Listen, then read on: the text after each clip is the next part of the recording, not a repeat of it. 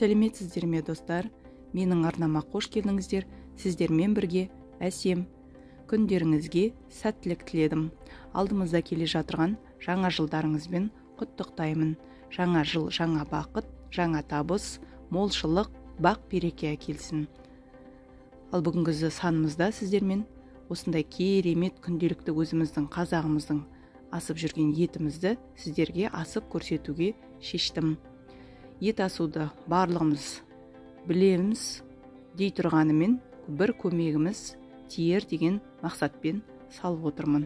Үстіндегі бұжымыз көріп тұрғаныңыздай алдыңғы видеоларымызда, алдыңғы санымызда салған қолдан жасаған бұжымыз соғымнан жасалған. Олай болса достар, рецептін міндетті түрде сақтап, менімен бірге дайындаймыз. Дәмін достар айтып жеткізу мүмкін емес. Бастаймыз. Алдыменен бізге ертіп қойған жасалған бұжымыз. Одан кейін кез келген қандай етіңіз бар, сондай еттеріңізді жуып салсаңыздар болады. Мен бұл етімді тұздамаймын. Неге десең, соғым тұздалған. Жалпы етіңіз тұздалмаса, тұздайсыздар дәміне қарай. Ыдысымызға, кастрюлемізге орталап суымызды құйып, ішіне жуылған еттерімізді жайғастырамыз.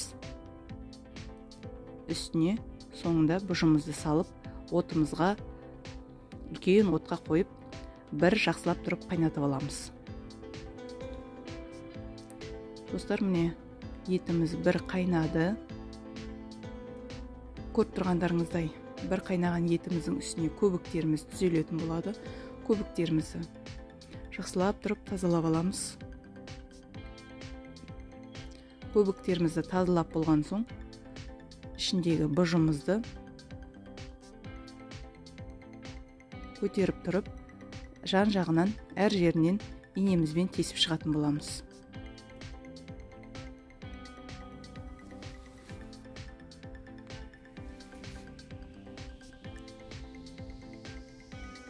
Міне көбігін алып болдық. Ендігі бір қолымызбен бір жағын көтеріп тұрып, әр жерінен инемізбен тесіп шығатын боламыз. Ауамыз шығып, бұжымыз жарылмау үшін.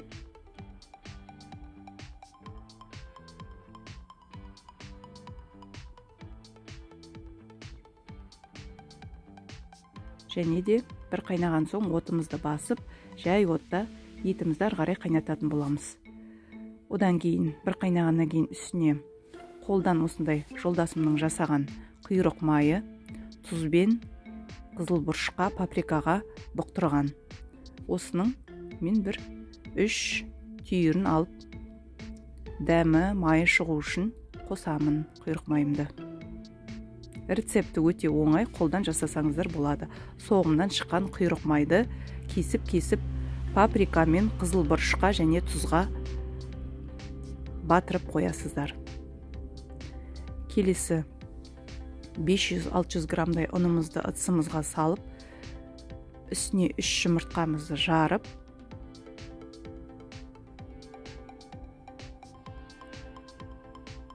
(200 грамдай суымызды құя отырып, жақсылап тұрып, өте қатты, жұмсақ та емес, қатты да емес, орташа етіп, қамыр илейтін боламыз. Араластырып болған соң жақсылап тұрып, қамырымызды илеп қоямыз.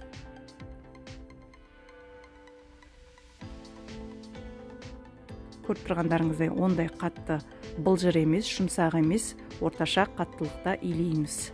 Илеген қамырымызды целлофанымызға салып, 10-15 минутқа демалдырып қоямыз. Қамырымыз бір келкетіп, демалып біріккенше.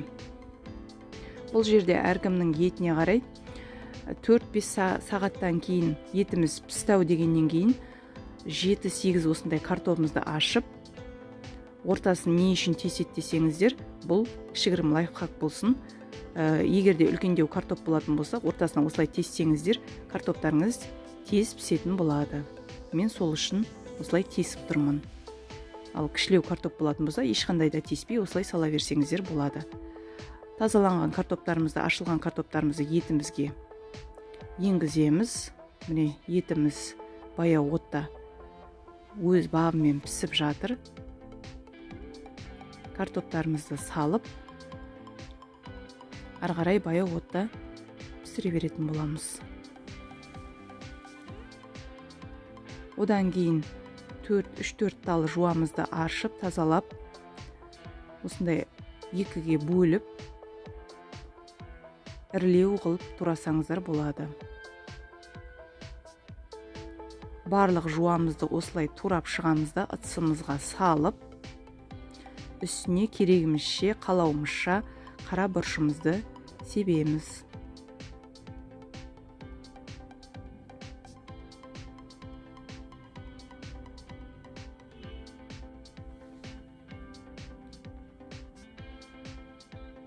Бұл жерде жуаның бұқтырудың екі тәсілін өзіміз пайдаланамыз.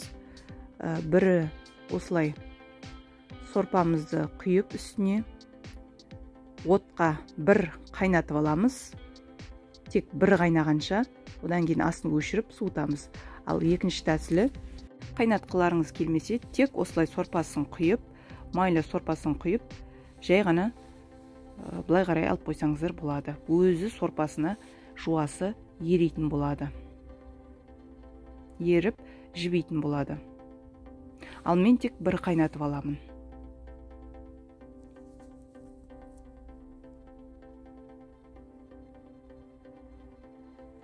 Осылай сорпасын алғаннан кейін, достар, сорпамыз аздап азаятын болады.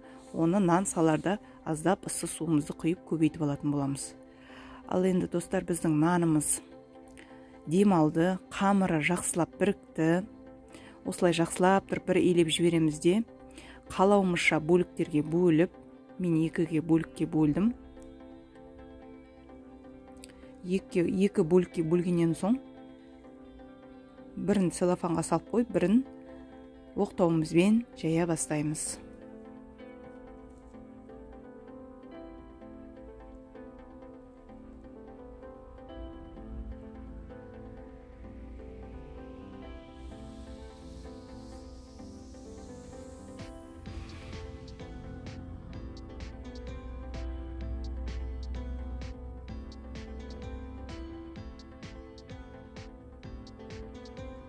Қамырымызды жақсылап тұрып жайып, оқтауымызбен жұқалап, үлкендеу етіп жаятын боламыз.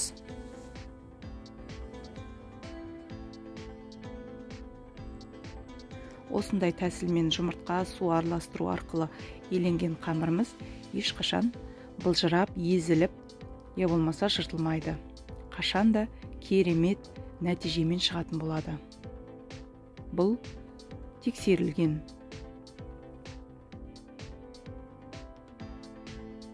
Қамырымызды жұқа етіп жайып алдық. Жайып алғаннан соң, әркім өзінің қалауынша кесіп алса болады. Мен осылай ерелектеп бірінің үстіне бірін қамырды жаямын да, пышақтың көмегімен кесіп шығатын боламын.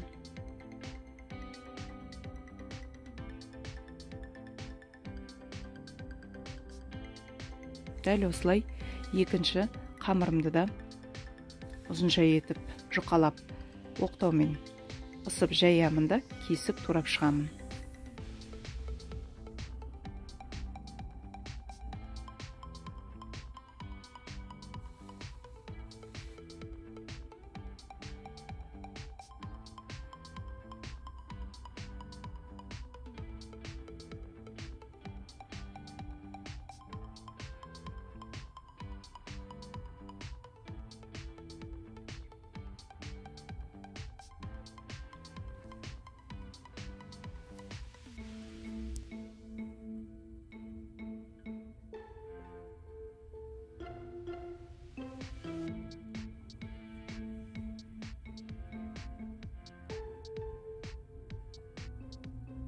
Не көріп тұрғандарыңыздай, достар, біздің қамырымыз керемет болып шықты. Нандарымыз ешқандай да езілген емес, ешқандай да созылған емес, бір қалыпты өз формасын жақсы ұстайды. Қайнағанда да ешқандай да езілмейді. Осымен қамырымыз дайын болды, достар. Ендігі біздің етімізді түсіретін уақыт болды. 4-5 сағат қайнаған етімізді әбден езіліп пісті. Еттерімізді сорпамыздан шығарып аламыз. Ал бер жағынан салған картоптарымыз әлі де 15-20 минуттай қайнайтын болады. Бұл жерде тек етімізді шығарып аламыз.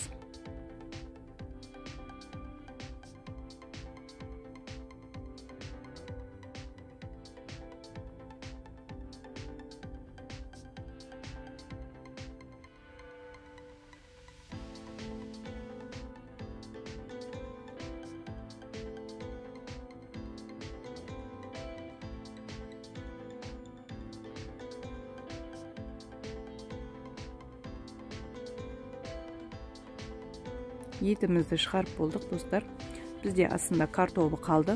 15-20 минуттай қайнайтын болады. Одан кейін дайын болады картобымыз. Жаңағы жуағаға құйған себебімізден сорпамыз аздап азайды. Сол үшін үстіне ыстық суымызды құйып, қайтып қалпына келтіріп аламыз сорпамызды. Дәміне қарай міндетті түрде тұзын қараңыздар. Менің айтқандай етім тұздалған. Достар, міне біздің 15-20 минуттай қайнаған картобымыз дайын болды. Картобымызды түсіріп аламыз. Егерде сорпаңыз ішінде артық нәрселер болатын болса, сүзгімен тазалап алсаңыздар болады.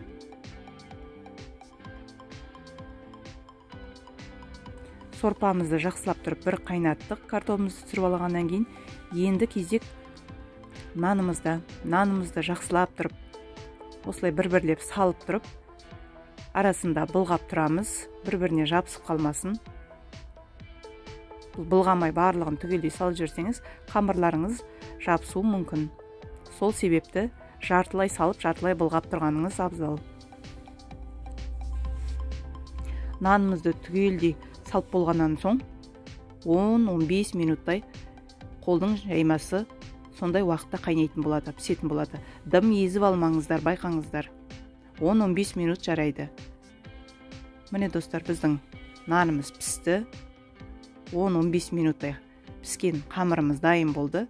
Осылай ыдысымызға алып түсіріп аламыз.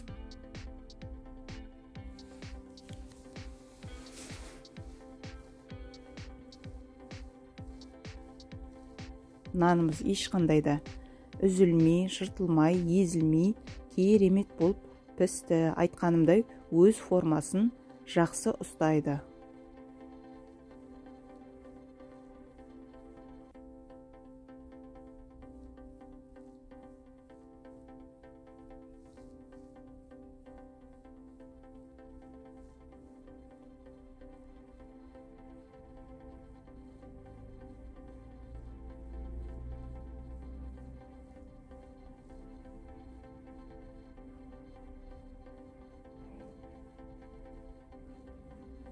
Достар, нанымызды түсіріп алдық ыдысымызға. Көріп тұрғандарыңыздай керемет болып пісіп шықты. Ендігі бар болған шаруасы үстіне піскен картоптарымызды турап қалауымызша, әркімнің өзінің қалауынша, қалай тураса да картопымызды турап, дәл сондай реттікпен үстіне ыстық етімізді де турап саламыз. Картопымызды турап болған соң үстіне ендігі етімізді турап шығатын боламыз.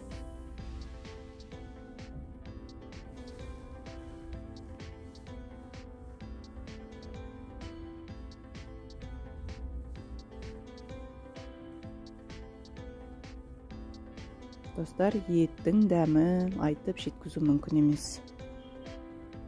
Оны тұздап 4-5 күнге жайып қойсаңыздар, одан да бетер дәмі керемет болады. Біз сондай дәл солай етіп жасағанбыз. Соғымды тұздап жолдасым кептіріп іліп қоямыз 4-5 күнге.